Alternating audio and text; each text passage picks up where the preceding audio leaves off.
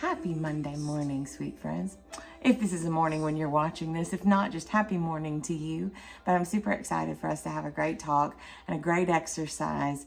But if you'll notice behind me, there's some weird chairs just sitting out in the middle of my kitchen and living room. And in fact, this is not even all the chairs that I'm going to have put up. Once a month, I have a great group of ladies that gets together in preparation for the next Heart Refined retreat. And we do a lot of things, but one of the things we're going to do tonight is spend a very intentional amount of time on what I would lovingly call, affectionately call, an uncomfortable amount of time in prayer, because what we're doing is opening ourselves to the Holy Spirit, the movement of the Holy Spirit, so that we might pray according to the heart of God. We're going to be still and know that He is God. You know, in Acts 2, it talks about how they were devoted. In many chapters in Acts, it talks about how the disciples in the first church were devoted to prayer.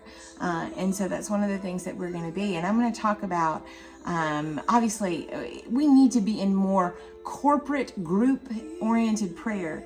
But let's talk about how we can be more devoted personally. And the other day I was talking about being a good steward of your time, your energy, your effort, and so on.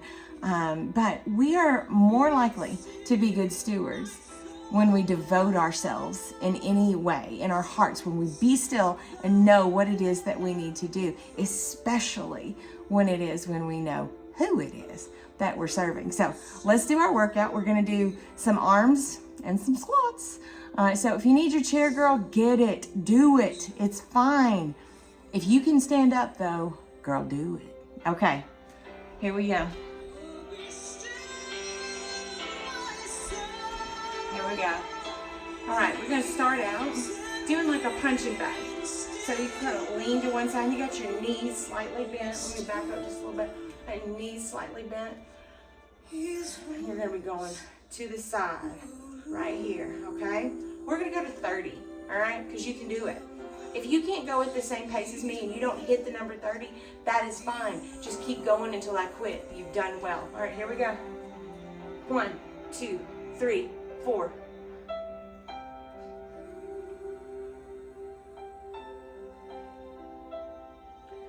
If that's too much for your shoulder down here, come down. Do it low. Say you're having trouble going to the side, come forward. Just try a variation of it. I'm pretty sure I was about 14.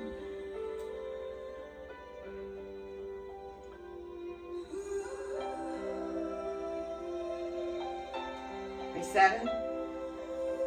10, well, 30. All right, here we go. So before we go to the other side, don't get too excited. We're gonna stay on this arm. We're gonna punch, okay? Now, don't hyperextend your elbow. We don't wanna do that. You're extending from your elbow. Here we go. 1 to 30.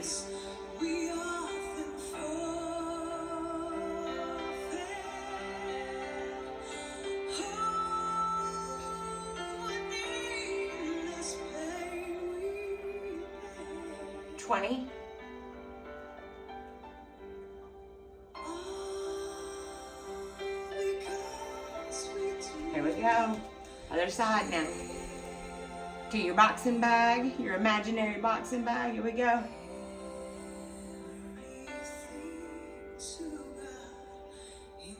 Knees slightly bent.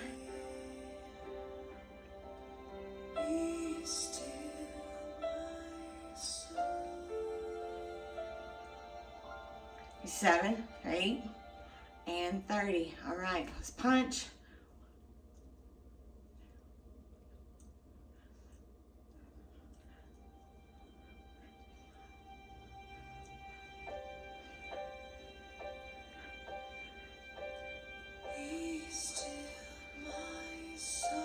Four, 5, 7, 8, 9, and 30. There you go. All right, this one here in the center, you might feel a little bit goofy doing this next one, but girl, it's gonna move all kind of stuff all in here and the arms, and you're gonna get your back involved. In fact, for those of you who say, I will never be a runner, that's fine. Sit in your chair or stand up and watch TV and do this exercise. This is something, a movement I used to do while I was running. and it's to engage all the parts. You can do it standing still. Here we go. And we're gonna go to 30.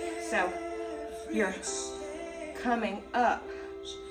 See, you may feel goofy doing it. In fact, when I was jogging down the sidewalk, I felt goofy, but it worked. So here we go.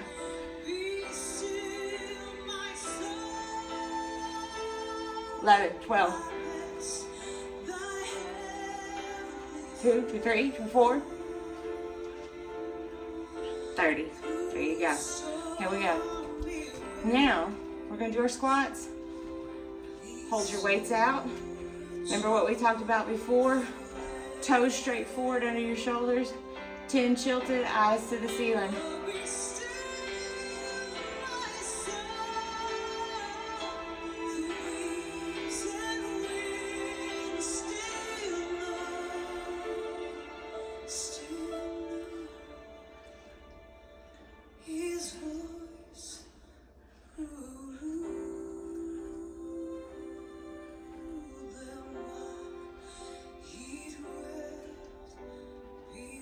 Fifteen.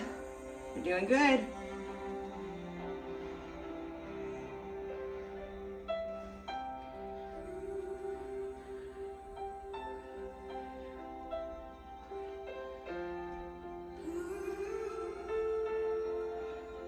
Twenty-four.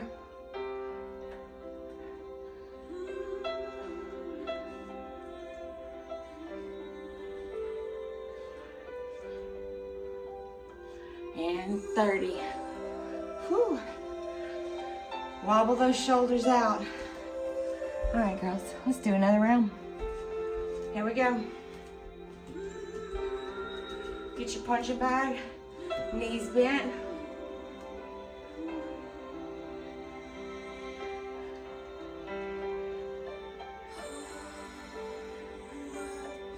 Sixteen.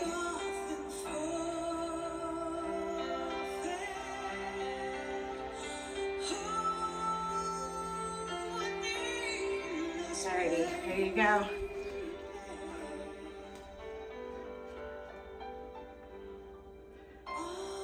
I skipped my side punch, sorry.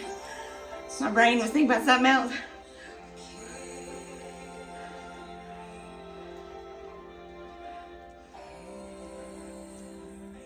$20.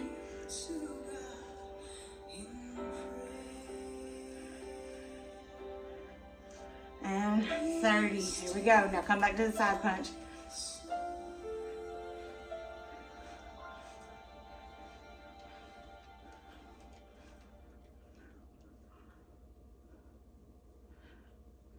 $15.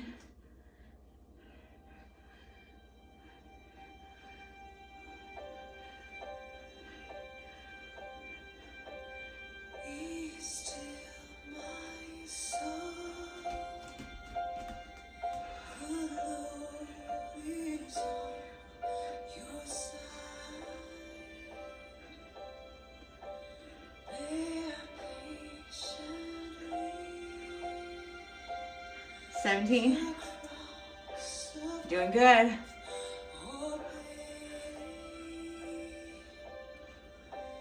$6, $8, $9, $30. All right. Wobble them out. All right, here we go. Let's do those undercuts. And get those hips and shoulders moving with it, girl. Have a little fun with it. Here we go. 3, 4, 5.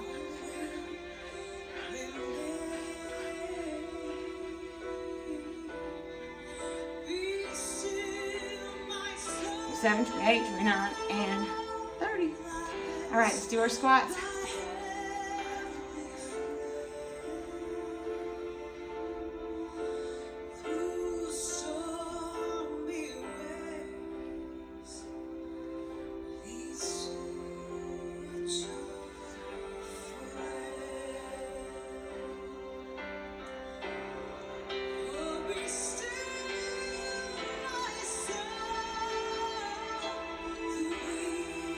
$15.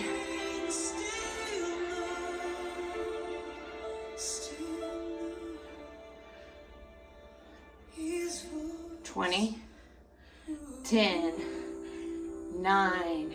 You got it. 7, 6, 5, 4, 2, and 1. You did it. Look at you, lady. You did it. You hear that? I'm playing that song purposefully here in the background because one of the things I want us to recognize, it is in the being still and knowing that we do become devoted. It doesn't, we talk about being a good steward and what that requires. That doesn't just happen because you say it's going to happen. Behavioral modifications like, I'm going to have my quiet time. I'm going to pray. I'm going to clean my house. I'm going to have people over for prayer, whatever. Those types of things are actions that are all good. But what's the heart behind them? What are you devoted to? One of the greatest arguments, and this was a conversation I had in the Being a Good Steward video, the greatest arguments we have is busyness. I was thinking about a story of the mother Susanna Wesley, whose sons John and Charles Wesley would go on to become two of the greatest pastors and defenders of the faith historically. They did much great work. John and Charles were not the only kids that Susanna had, though. She had 8 others, 10 kids. Do you know how much time a day Susanna spent praying? Committed time, focused time, 2 hours. And do you know there's a picture of her or an idea of her where she would literally put her apron over her head with all the kids playing. She didn't have a cute room with fireplace and a warm cup of coffee, or hot tea, whatever it was. She simply committed herself, devoted herself to prayer. And I can promise you the Lord was pleased with her. So my question to you is not, I think a lot of times in this world, one of the things we try to prove is how much we can do, especially as women. This world is driving us to prove that we can do all the things, and then we get defensive in every space of our life because we feel like nobody believes that we're working hard enough. What if you work hard and you pray? What if you pray, you commit such time to prayer, and you don't have to tell everybody, you don't have to put on Facebook what your committed prayer time is. Just make sure you're doing it. And it may not be able to be your Susanna Wesley 2 hours, but girl, I can guarantee you got 30 somewhere. Put your apron over your head. Get in a quiet corner. Go get in your car in the corner of a parking lot on your lunch break. Whatever. You've got it. You know you do.